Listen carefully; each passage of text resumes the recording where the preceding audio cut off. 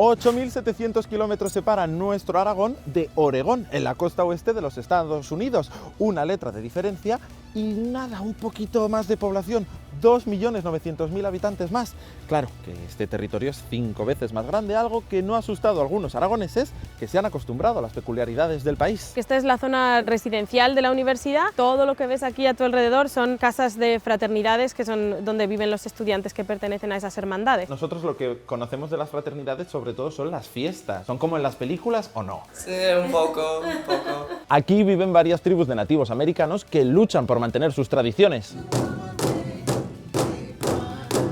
Me encanta compartir la cultura. ¿Ellos son nativos americanos? En diferentes grados y no todos, por supuesto yo tampoco, no tengo cero de nativo americana, soy 100% maña. La ciudad de Portland se enorgullece de las cosas extrañas, como en medio de un bosque, una casa en un avión. Es un Boeing 727 este. Así que esta es tu casa, Bruce, ¿tú vives aquí? Decidió en 1999 traerse un avión. Pues no me vendría mal, porque para ir de aquí a Zaragoza es un poco tostón, pero estamos muy lejos, ya lo habéis visto. En medio de las montañas de Oregón encontramos este hotel, solo apto para los más valientes. Es donde se grabó El Resplandor de Kubrick. Esto que tenemos aquí Es el hacha de Jack Nicholson. es el hacha de Jack Nicholson con la famosa frase Aragoneses por el mundo. Hoy nos adentramos en Estados Unidos. Esto es Oregoneses por el Mundo, Aragón.